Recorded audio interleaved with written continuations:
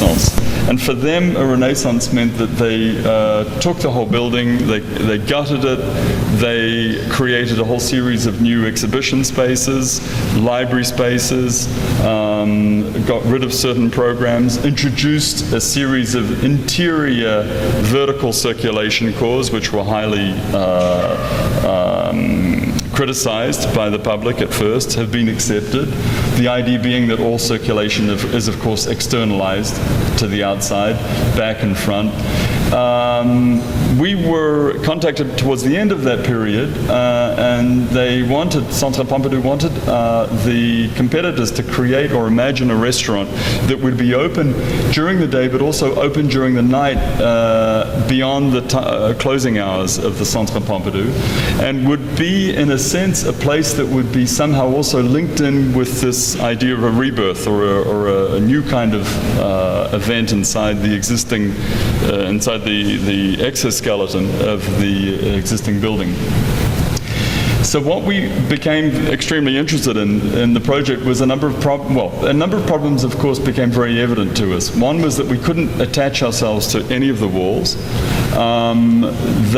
Two of them, of course, were glass and highly protected. Centre Pompidou, of course, everyone knows, is more or less like, you know, France is probably one of France's most famous monuments beyond the Eiffel Tower. It's preserved, and I'm using the words sarcastically because, of course, it wasn't meant to be that in its very nature. At the very beginning, the idea was that it was a series of étagères, flat trays on which then events would be slid in and slid out. Today, as we know, it's a lot more fixed within its nature. But what we were very interested in was this idea that, okay, we wouldn't be able to touch the exterior.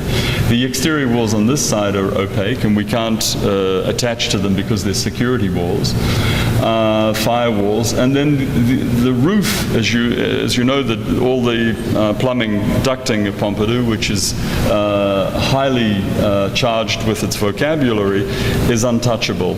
So what we had is the sixth face of the rectangle was the floor. So we knew the only thing we could really play with, essentially, was to work with the floor, and to work with essentially the idea of the floor coming out onto the terrace.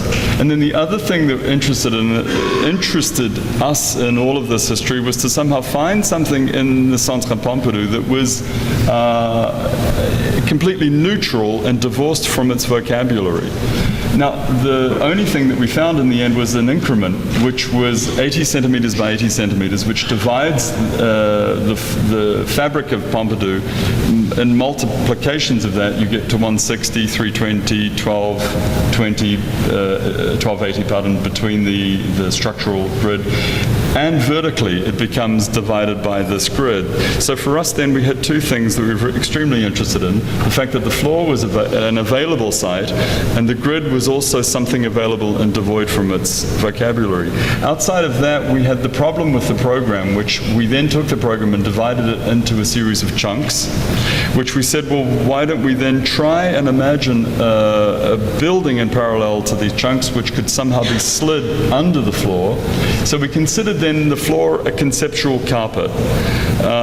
And by sliding the program underneath, we then, in a sense, both lost the program, at which point we also became very interested in this idea that by camouflaging the restaurant itself, one would only go to this place and eat and sit down on a chair, and nothing else would be visible. Of course, the contradictions of a project always come out and emerge and appear, and you work with those as you go along. These are really sketches.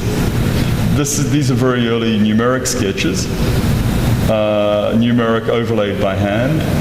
The idea of this carpet and how we could relate to that, and how we could start to relate to this ceiling or not. So this sort of very crude early beginnings, axonometric view looking down. So this volume essentially becomes, at one point we decided, so this is a bathroom volume, this is the kitchen volume, a huge mass of kitchens that was needed. This is a bar, and then this is a private dining room that was also became a public dining room as well, which was needed. So these are just very early, quick, actually reworkings later. I shouldn't say early, they came afterwards. But I think are always important to kind of go back and see and recapitulate somehow. So, sorry. This, again, is a sketch coming through from above. And again, sketch is starting to think about how maybe the area above was starting to relate to these volumes below. So we're moving a little bit fast here. Again, sketches, and then the plan. And the plan, in this case, now showing you essentially where people sit, which was towards the most visibly interesting, out towards the city area. This stuff tended to then be pushed towards the back of the site. We have a huge problem at Pompidou, which is that there's an extraordinary white light of Paris, which blasts in at these windows, and then in this corner it's pitch black, more or less. So we knew we had a lighting gradient on the diagonal, which was very important, and we knew that when people sat here, unless they got some kind of balance between both sides of the face when you were looking at them, we would be sitting on a pretty sort of ugly experience. So we wanted to try and also create, with this idea of these camouflage pieces, create through light a reflection of sorts. Some of these things I'm mentioning ahead of time and we'll come back to. These are just simply the sketches, the drawings that we did for the competition. They're very neutral, just to present the ideas in the very basic sense. And then after getting the competition, we had to plunge ourselves into this world of then developing the project. We met with engineers. We decided Pompidou has a huge problem, which is that only up to a certain weight limit can you build in Pompidou. Beyond that, it's not possible. So we decided very quickly in the piece that we wanted to try and build these volumes out of aluminium. And they're built out of 4mm thick aluminium, which is brushed. The grid, or the structure I should say, is built also out of aluminium. It's digitally cut out of 1 centimeter thick aluminium plates. And we found for this phase a boat builder in La Rochelle in France who has worked on a number of America's Cup boats. And what was extraordinary for us in this experience was actually working all of a sudden with someone completely outside of the architectural building territory. And it's something I touched on earlier in the written notes that I was reading. But for us at this point, I think this became very exciting because these people that we started working with extremely closely, between our engineers and the boat builders, were equipped with numeric technology way before us in the architecture world. Today we're all on parallel grounds, but as late as 98 in France, it was extremely, 98, 99, extremely interesting to, and rather provocative for us to find this out. These are drawings that we had to make, of course, as basic communication between engineers and builders, and we did a ton of these things. Deciding on how skins would be attached, how primary, secondary structures would be attached, and how all of that would sit in Pompidou on these things which we called the spring peripheries. Now all of that meant that these things were like cars. These volumes sit on these rails which are attached by springs to the floor of Centre Pompidou. And they do that because we never wanted to introduce a movement joint in the volume itself. So then we had to make the volume itself actually a springable thing, which was kind of a hair-raising event in its own way. But we got there by, again, working pretty closely with our engineers RFR in Paris, which were a pretty exciting group. And themselves were very, very keen on working with the boat building world for maybe 10 or 20 years. So it was just a very special moment and a good opportunity to bring all of that together. Anyway, these are structures and skins, structures and skins.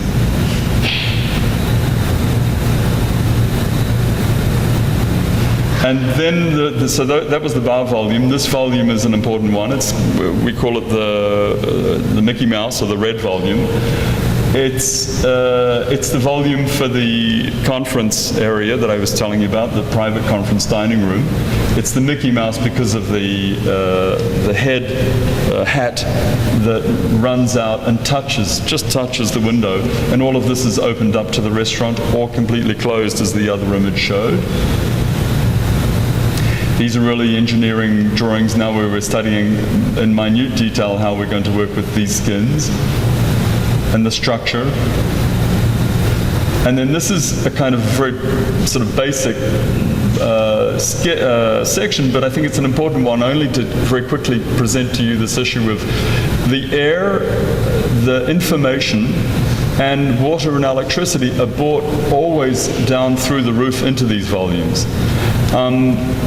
Our notion was appropriation. What we did was we said all of the air, water, and electricity, which are painted green for water, blue for air, and yellow for electricity, in their original Pompidou colors. This idea of codification of the system, we left, and our notion was then to just actually appropriate. And by appropriating, not to actually touch it, but actually, in a way, direct it just down into where we needed it. The information, on the other hand, is a new thing in Pompidou. And what's exciting about that is that in the bar, for example, we have video monitors that are presenting upcoming artists' works, and they're conceptual pieces, installed in the restaurant, but they have nothing to do with the restaurant. So there's a kind of double programming thing there, which is very interesting. And it's something which we definitely cultivated, or tried to cultivate, with the Centre Pompidou. In other words, just trying to break down this idea that there's a restaurant and there's the Centre Pompidou, and very much making, in a way, I mean, for us it's almost not a restaurant, it's something else. And I think maybe that's also part of its success, because it's not trying to be what it really is it should be trying to be in some ways. Anyway, these are skin diagrams. These are diagrams as to how then we had to make the thing. We had to, every volume was broken into many, many pieces.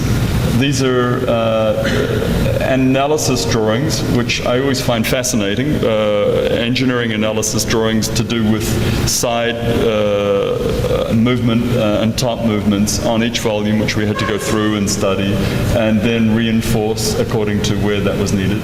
These are pattern drawings, of course, we all know them, but they're always, I think, rather interesting, and something which we, you know, it's just part of the architectural production that is in-house, that all of us do to make something like this, to then know that all of these pieces have to be drawn by us as well as the boat building group, and then studied, of course, by the engineers. So this is now an image inside the boat building factory where we started producing these pieces. We can see the primary, the secondary structure, and then the way we start to skin the beast. And we used a machine called an École machine, which is a very interesting machine. It's essentially like a huge sunflower press of thousands of little points, and you can either put a piece of aluminium under the École, and by bringing down these thousands of points, they either expand and create a concave curve, or contract and I think that's right, either way around anyway, and create a convex curve. So that was partially interesting in terms of how we worked with the technology on the skins. In parallel to that, also I had to say that there was an aspect of very artisanal, traditional boat building methods as well, in terms of skinning the piece, as we can see here. And just part of the process of going through. And then all of this was delivered over a period of time as we built them in the factory. They were delivered piece by piece to Pompidou, brought up on a lift in the back, and then welded on site, and then reworked on site, bolted and then welded. So the process was quite extraordinary. And the group that we built them with relocated 6 of their guys for about 5 months on the site of Pompidou, full-time, working away in the space. So it was definitely a project of, there was a lot of passion involved in the project, a lot of hairy surprises at some points, wondering whether we get below these beams, whether everything was right. And of course aluminium does have a capability of deforming a bit in transportation, so those kinds of things then meant more time just getting it right, adjusting it all on the side. But eventually we got there. This is a view as we're getting towards the end. This is the volume of the bar, and then here we're starting to put down the floor. The floor is aluminium plate also. It's 4 millimeters thick. And then a finished view from the terrace.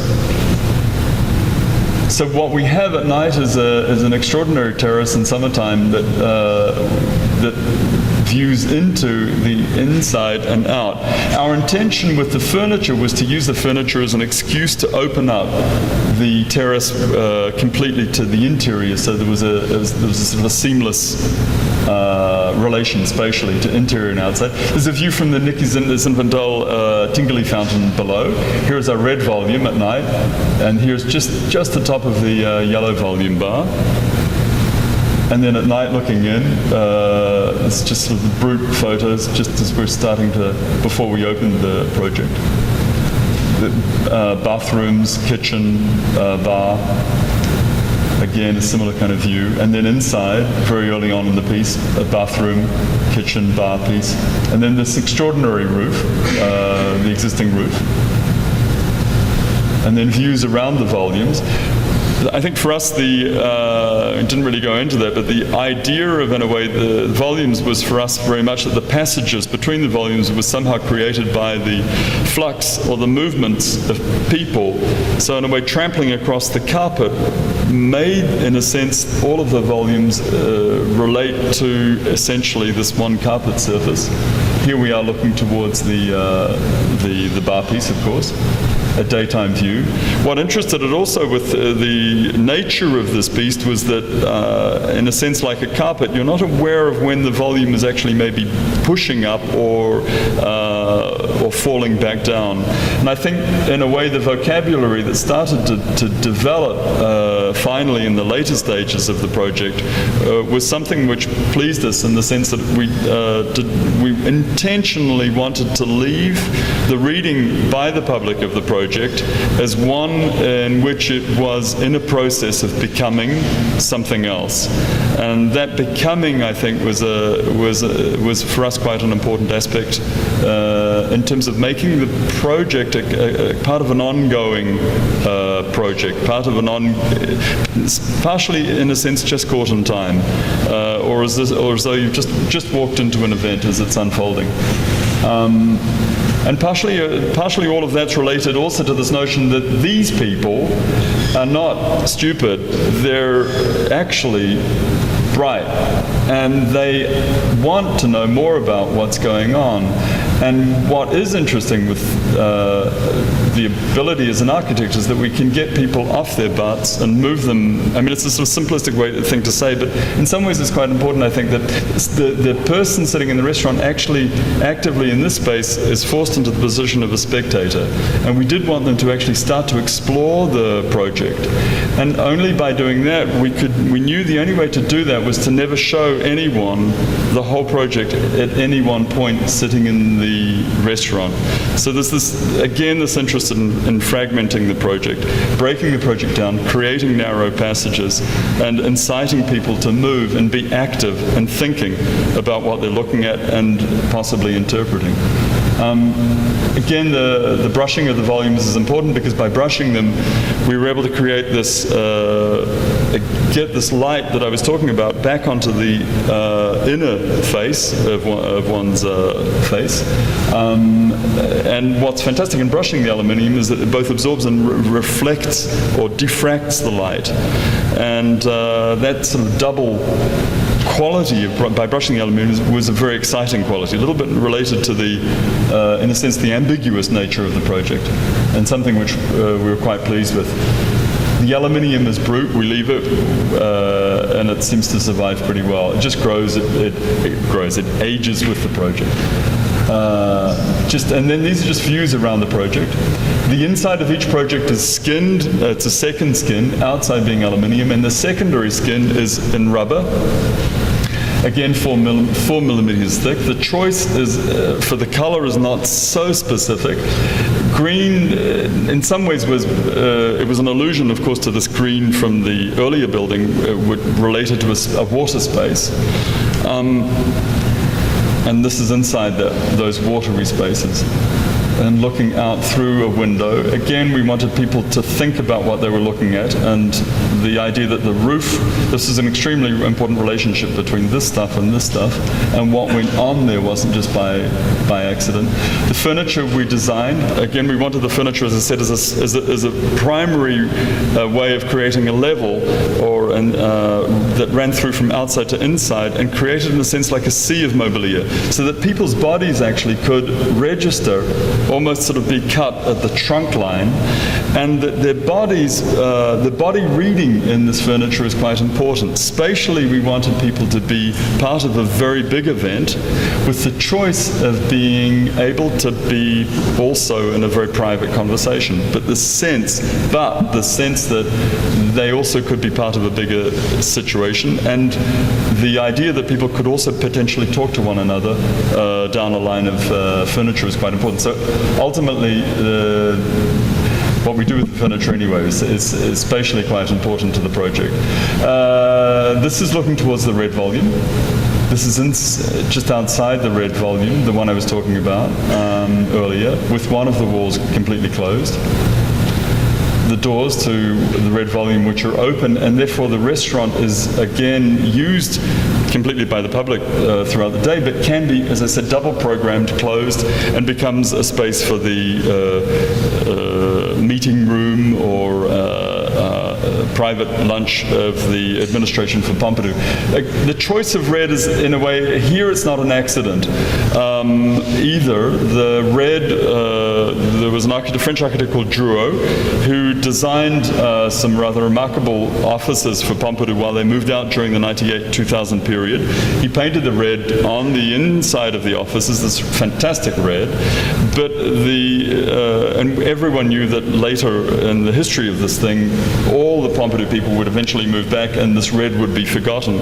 So I think Dominic and I were extremely interested in the idea that this red would be, in a way, somehow a memory associated with this kind of earlier 98-2000 history, and also associated, of course, that it was their territory. But all of that sort of is unstated, but it becomes, in a way, a reason or a resonance to the piece. All of again, the air is brought in, as I said, it's appropriated, it comes down, it punches through, but it's not touched. Again, it's this sort of displaced, odd relationship between the two things. Some people said it was this hideously ugly, this idea of destroying, these great volumes with your air, but the idea is that we don't do, ultimately it's for the idea of it, and that's hopefully that always rules the day. In some cases you say, no, screw it, you want to do it because it doesn't look good. But in this case it wasn't that. And it's how you make architecture, I think. Anyway, these are views around, and then that's the end of that project. Then after Pompidou, we were contacted by a very interesting lady that had very little money. It's one of those kind of classic projects, but had a lot of passion for book collecting and book selling. Her name's Florence Loewy. She worked for Printed Matter that was started by Loewy in New York for a number of years. She came back to Paris. Her father had originally sold books for years in the 1940s and 50s. She inherited his shop, but then wanted to create her own shop, or inherited his collection, I should say, and wanted to create her own shop in 2000.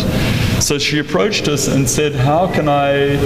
Well, her problem was that half of her collection was for stock and half of it was for selling to the public. We had an area, and these sketches are kind of important just as explanatory pieces. We had a volume of like 35 meters squared, which is quite tiny. in the Musée in Paris. And her problem was, as I said, to create a stockroom as well as a selling space for the public in the one space. So we went through numerous studies with her. I think we got to some point where she was convinced it was working out so badly between us after about 5 months that she was convinced we weren't going to come up with an idea. At which point we came up with an idea. Thank God. And what happened was that we proposed that we would fill her 35 meters squared completely with books, and so that no one, it wasn't such an interesting idea for her, of course, but that no one would be able to enter her bookstore at all, and that you would only be able to see the books from the outside. That was the basic concept, but then overlaid over that concept, we said, let's imagine, and we created a virtual spectator who enters the bookstore and as a flaneur does what the French call a parcours, which is a kind of movement in space, which sometimes stops, picks up a book, puts back the book, keeps on going, wanders, gets lost, comes back, sees another book. And so with this virtual buyer or a fondler of books, we projected the movement of this person onto the volume of books. And by doing that, we essentially created this, what we called this coring device. And from coring the mass of books, which was essentially this volume here. And the mass, I should say, was we sat down with Lawrence and worked out essentially that her middle-sized sort of selling region of what a middle-sized book could fit into was 36 centimeters by 36 by 36. So we created a grid, a system, out of which then we could essentially create what was needed for her stockroom and the public selling area. So these, then we called this coring something that then created something called 3 totems. 2 of the totems that came through this process of coring, we then cored for a second time. And by taking out the core of that one and that one, we created the private space or the private stockroom, which would then share the same shelf as the exterior person or the public on this side. So if I keep on going, after coring the 3 totems, and then in plan the 3 totems, and their, of course, their complete relationship within the system. And then the decored numeric materializations. And then, of course, the famous pattern drawings. These pattern drawings were then sent to a wood furniture maker. And the intention of this was that we didn't want to use any varnish or any, after Pompidou, we wanted to see if we could kind of become even more extreme and get rid of, as much as we could, the artisanal quality. In a sense, it was like a personal bet.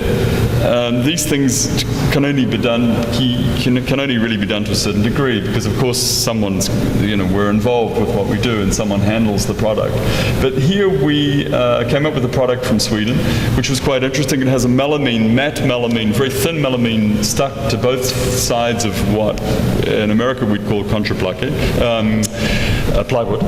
And essentially then we cut the pieces out, and the whole piece, the whole thing fits together like an egg crate. These pieces were then dismounted and then repositioned in space in the bookshop.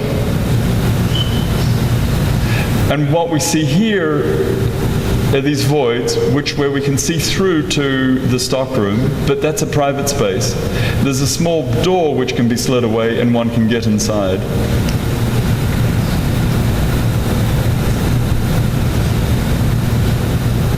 So the system becomes the structure, becomes the skin, but the skin is no longer there. The skinning, the de-skinning reveals the structure. And the structure is, I think, under these circumstances, becomes quite a rich thing.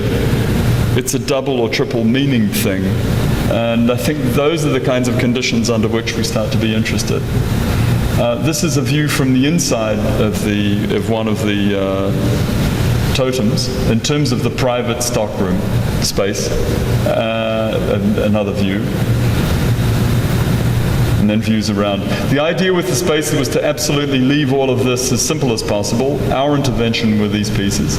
So it's white paint and a cement floor. And then from outside, again, we didn't touch the facade. It was lucky because it was there anyway. And with the books inside. And the collection, if you have a chance to go to Paris, it's a fantastic collection of books. It's a collection of artists' books which are conceptualized or fabricated by artists. There's examples like Ed Ruscha's Sunset Boulevard, which is sort of almost a caricatural cliche to mention, but of that whole ilk of the body of work that one would find in printed matter, one finds here, as well as a lot of French works, and it really is a remarkable collection. And what's interesting about this lady is that she treats her bookshop as also an event space, and we've had some remarkable not happenings but sort of equivalent artistic events inside the space.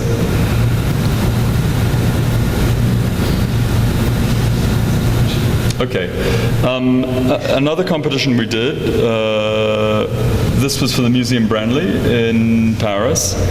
Jean Nouvel, if you come to Paris, it's under construction. Jean Nouvel won the competition. The interesting thing here for us was that it was a museum in France they call Art Premiere, or First Arts, and the idea was that it was a museum that would bring together three very important collections in France, and three collections of different arts from different parts of Asia, Samoa, South America, the Americas, etc., etc. So the competition was kind of an interesting competition. It was on a site, which I'll show you later, but a huge site very near the Tour Eiffel, and essentially these are early kind of, well, not really early, but they're essentially two diagrams, skins that I'd like you to keep in mind. One is out of stainless steel. It's an exterior roof skin, and one is the inside wood skin, which is a wood floor, wall, ceiling.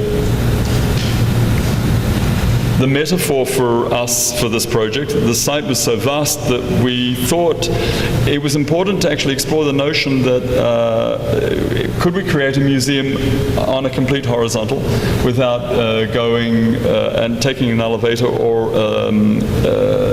a stair, and thus destroying, in a sense, the continuity or the understanding of the project.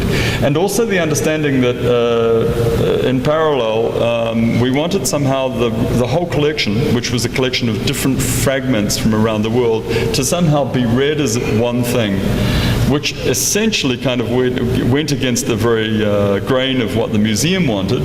But in this case, for us, we thought it was important. So we took the metaphor of a forest, and the idea in a forest that there's two paths that exist, or two paths that are potentially interesting to work with.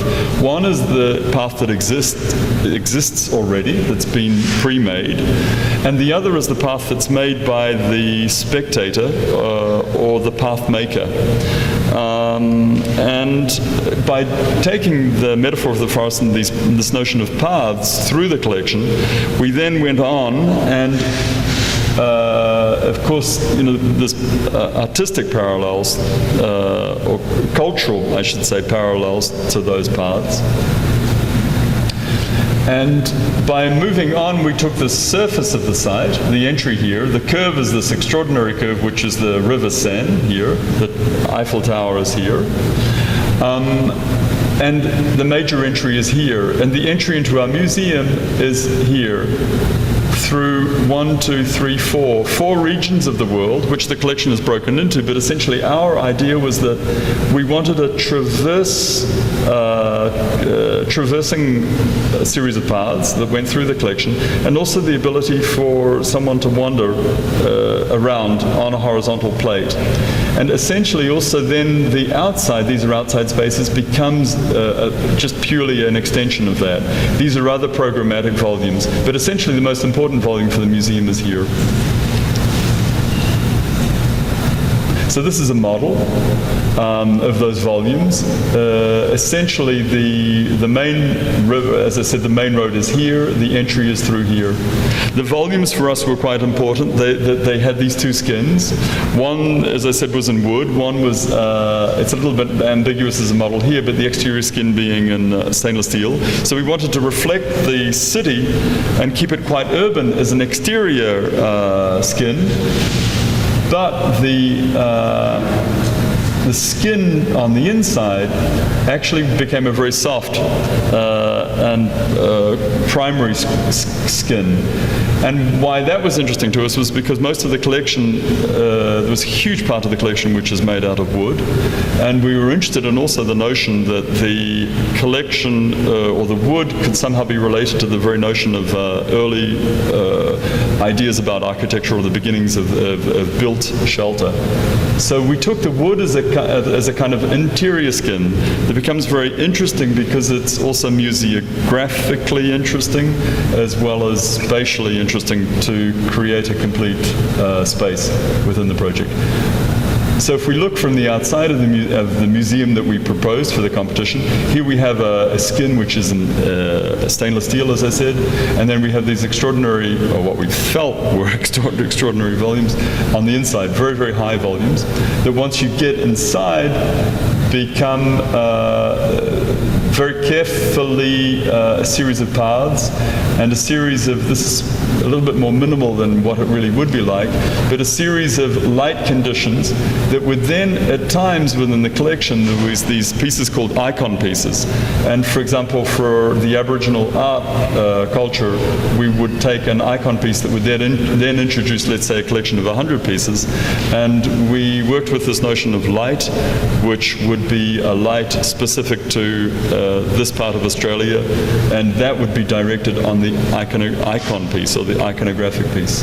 The notion that all of these pieces had somehow become lost from their original location, and that we were very interested in somehow through light bringing back into relation with the piece the context or the lighting conditions under which the pieces had been conceptualized or had lived in.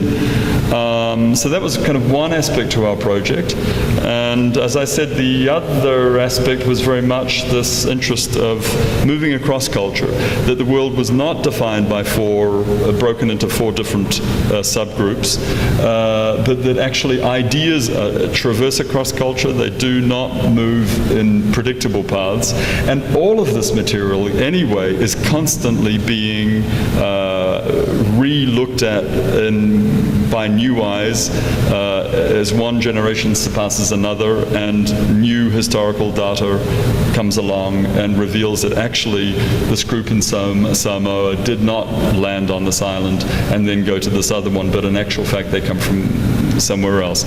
So, etc., etc. These are the kinds of ideas that we were trying to, in a way, fight to get our project out there.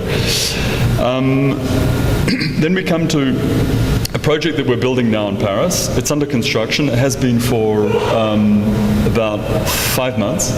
It's on the River Seine, and I'm showing it in relationship to the Branly Museum because for us, again, it's this field project. Ando, of course, won the museum for Pinot's museum in Paris. It's this huge mega building which will be built here right opposite our project.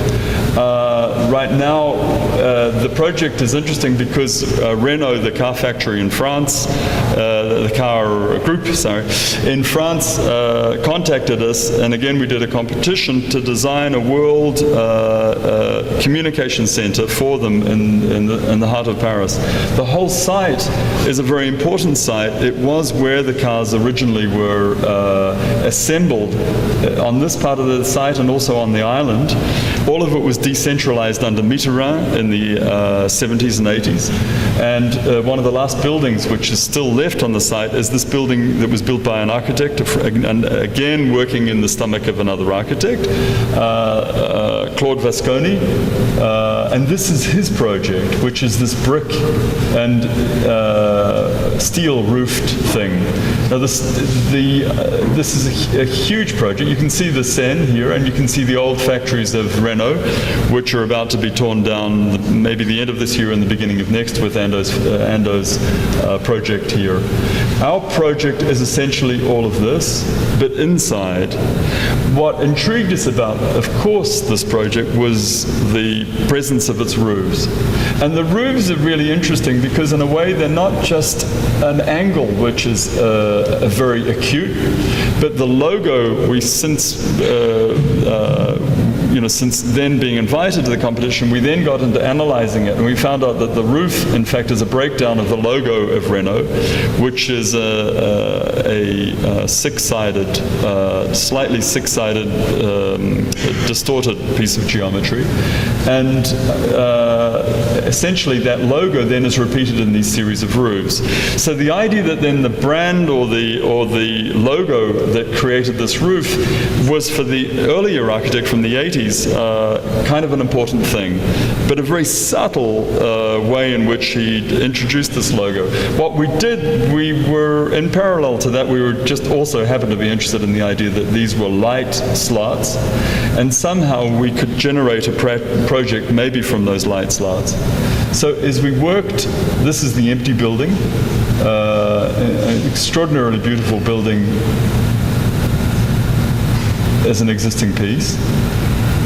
Our thing was to then try and work with these light slots and generate, unlike Pompidou where we worked with the floor, we then took the roof and decided that that was our new territory, and we would generate from that roof down. So in our project, what we did was we took the roof, and by generating, we scanned or created a series of white walls, what the French call cimets, in some cases, and these white walls run east-west underneath the roofs, and they fall in some cases all the way to the ground, or they float.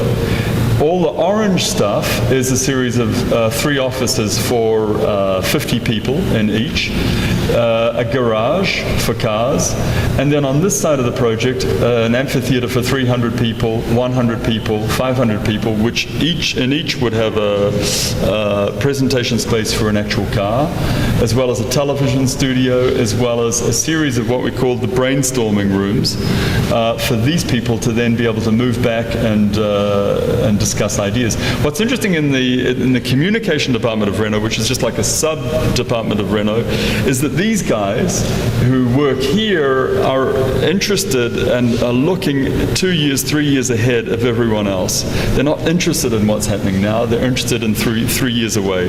So their job is actually looking into the future and predicting what the future will be about. So it's a very interesting group of people to work with, but also quite sort of highly secretive in a way. So we had all sorts of fun how to introduce the public into also a project which for Renault is in a way a private space as well. So if we bring all of that to the ground in a kind of very simplistic way, our entry is here. We have a big glass canopy, a glass roof in here, and then our major entry is through here into this huge space, which is an exhibition space, and under these 3 floating offices, a big exhibition space. It's about, the whole project is about 14,000 meters squared, and I should say these white walls, the white cimets are very important because of course then they became also an excuse to direct natural daylight down into different fragments in different places across the project. So here is inside that space, there is a mezzanine walkway that runs right around. This side of the project can be completely closed off and become a series of conference rooms for Paris, while this side can be an exhibition space for the public. The public will be coming through this place normally about 6 days a week, as well as I said, behind these screens are a series of offices. And the public will at times be able to walk around the mezzanine as well. So the whole thing is kind of a multiple programmed space. It's a kind of a complex thing in terms of how it can be broken down, and then it can be sub-broken down, etc. But anyway, the plans are very simple. These are the series of theatres, the brainstorming rooms as they come up. So all of this was, in a sense, then a series of removals or chops that were made through this kind of east-west moving strata to create these volumes, and then create also the movement patterns of people between them and around them. And these, if we take one of these volumes, which is sort of these residual things, this is in a way where what we're doing right now is we're in the process of building these volumes. So I just wanted, it's very much a project in process right now. This is a ground floor looking up through part of the mezzanine. In some ways, the photos don't really show you enough, but I just wanted to introduce the photos, just to give you an idea of a project which we're in process with right now. The house in Corsica. We don't know ever whether we will build this thing, but it was a fun, I mean, hopefully we will, but it's been a long process, and we're not very sure right now whether it's going to be built. But a client came to us. He had made his fortune on the internet, and then he lost it. And what happened was, it was kind of an extraordinary story, is that, of course, when he came to us, he was very wealthy. And he said, listen, I have a site which is on the island of Corsica, and it's a piece of land which falls right down to the sea. And we went and visited the site, and it's this, more or less this piece of site here, which is a fantastic piece of property. There's two small rivers that break and create boundaries down to this piece of beach, which is public but more or less private the way it's situated. Looking from the sea back to the site is actually just here. And then from the site back to the sea. He was, or is, you know, we're saying is, there we are, is a very interesting guy. He came to us from what we thought was a very, with a very wonderful, I should say, with a wonderful program. He came to us and said, listen, I've got this program that I've split down into two areas. Half of it is about the way I live today, and the other half is about how I want to live on this island. And for everything I have in Paris, this is the absolute and opposite I want. So we thought at that point we have to have now the best client you could possibly ever wish for, conceptually, and so we jumped in and worked with this guy. This is on the island of Corsica. If any of you have been there, of course, this is the famous maquis, which is in a way the dense undergrowth that covers the island, and in a way is part of the very psyche, or part of the very nature of the island and the people that live on the island of Corsica. And when that maquis becomes cleared in some places, it lends to some fantastic tree growth. So we worked very carefully with a landscape architect who we've been working with for a while now, who is a fantastic character in the sense that he goes right into the micro landscape aspects of the site. And not that it generated a project so easily for us from the landscape, but from the land, yes.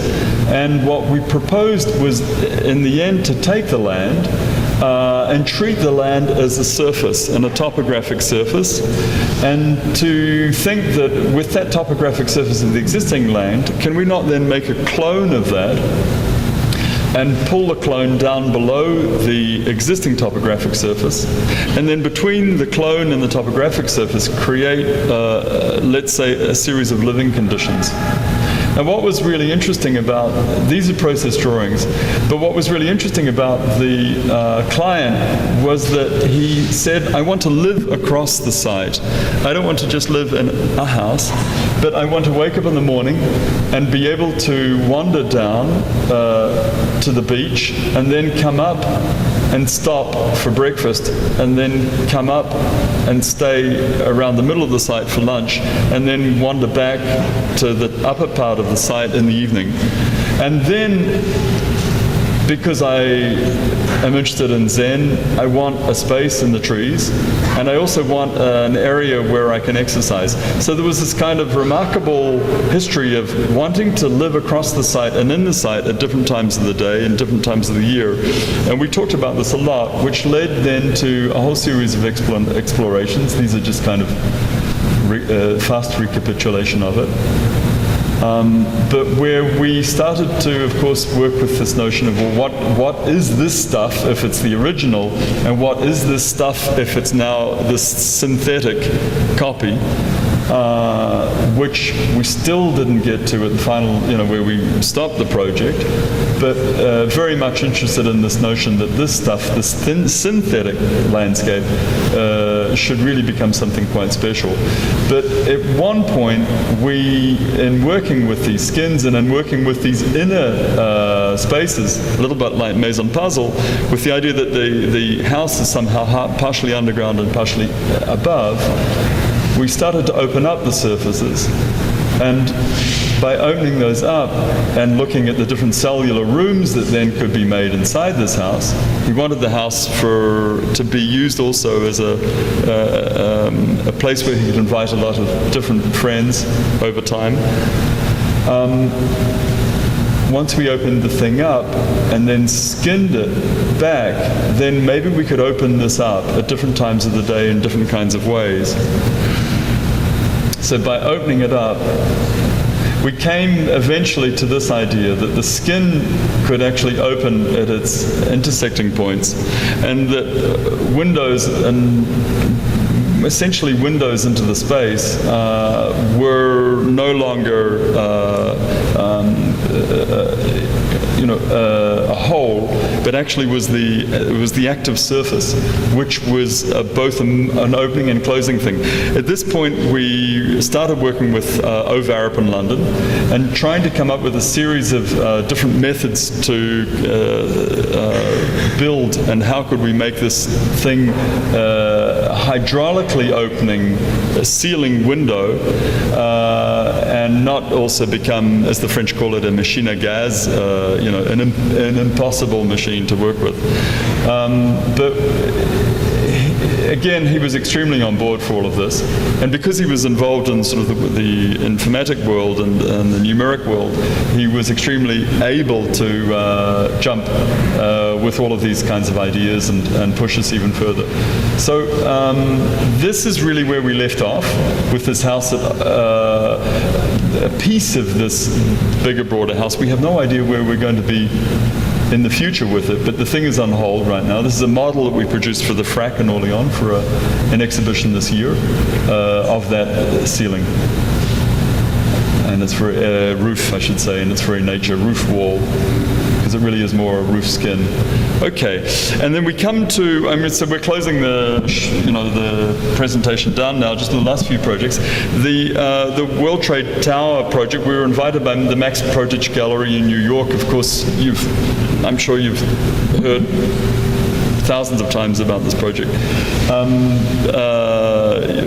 55 designers, architects from around the world were invited by the Max Project after the catastrophe of the World Trade Center and asked to create a new World Trade Center. Well, we got the text from the Max Project Gallery, and we were sort of horrified with the idea that, why was it taken for granted that we were going to create a World Trade Center on this site? Why not do something else? Why talk about trade? How can people talk about trade after such an event? For us, it seemed like a total absurdity.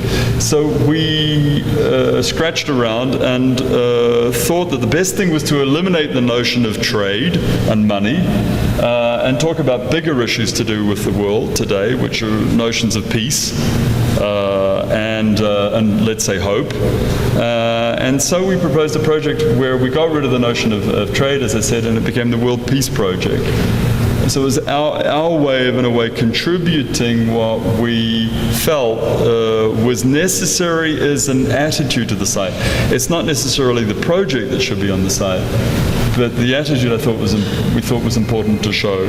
So we wanted to show something that was very delicate and fragile and non-demonstrative, working with these notions of peace. So we developed 8 very, very thin fingers, which were later called critically grass. We never called them that, but I like the interpretation.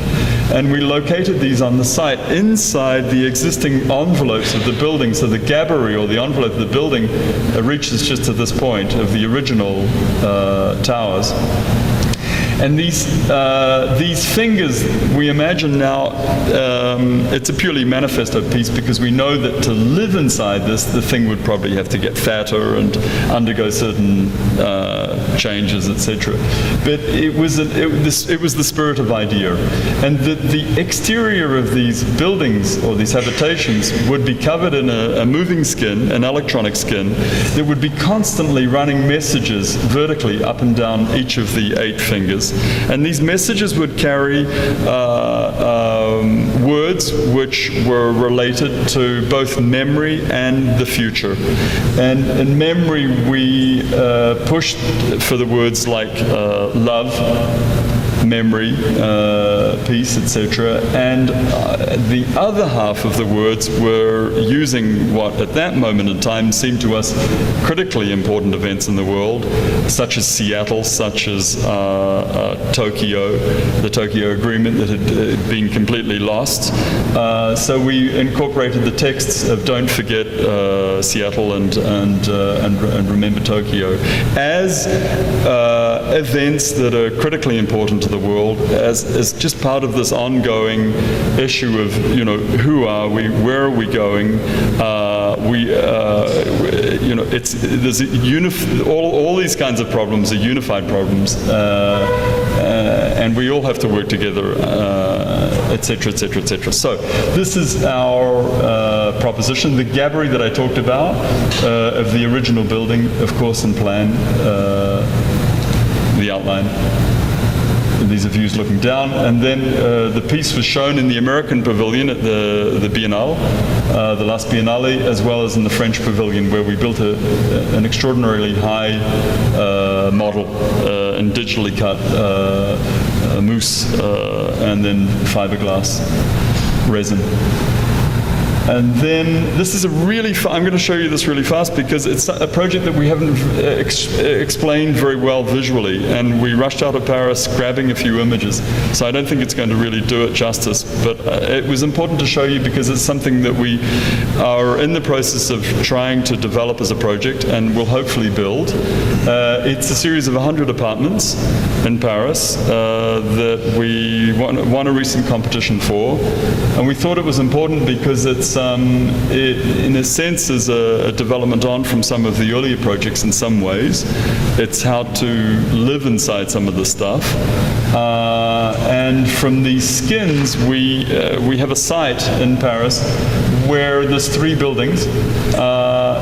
The urban plan was such that we wanted to build to the very exterior of those urban envelopes. And so vertically and horizontally, these openings are not us. So we're interested in taking the urban envelope and then making a softer envelope within that urban envelope, giving thus the final form of the building. The building is interesting because it's in France. We're undergoing a radical, or we think it's radically important for the architects. It's a thing called HQE, which is high quality environmental rules, which are coming into force. I think in countries like Germany, they have been for years. The French are a bit slow on this kind of thing. But finally, they're coming into force and forcing us, whether we like it or not, to start to think about environmental issues to do with issues like, if this building is made out of so-and-so X material, if it's demolished in 20 or 30 years' time, can that X material be recuperated and built or used again inside another building? Or if it is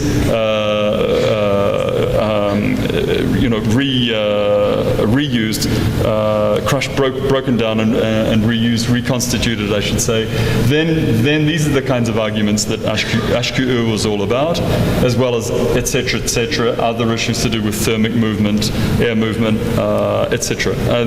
So the issues that came into these buildings is we had to all of a sudden change gear and work within these kinds of new problems. These are some very quick diagrams showing the envelope breakdown, the inner core, the envelope breakdown of one of those buildings, and one of those buildings from the outside as we're working on it. As I said, I don't really give you any context here, so I'm feeling a bit guilty about not explaining it better, but hopefully we'll be able to show it to you sometime in the future.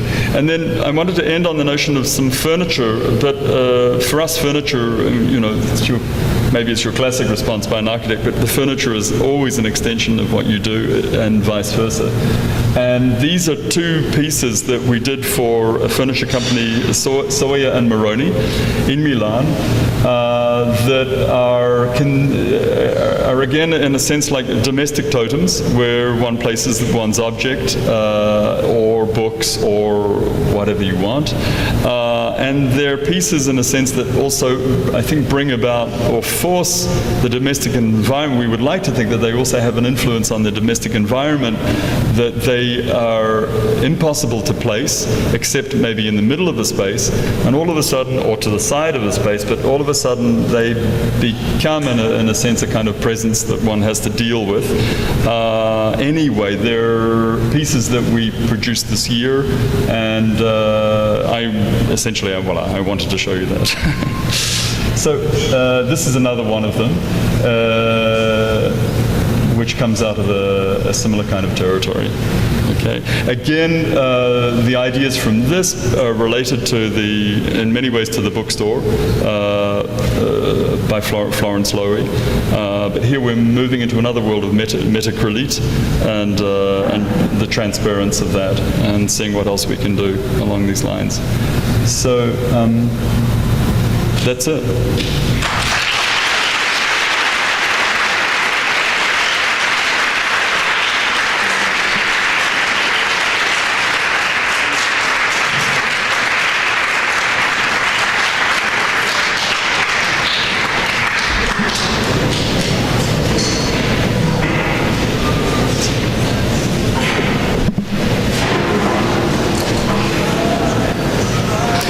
Does anyone have any questions? I don't mind if you want to zoom off, that's cool. You want to zoom off? Okay.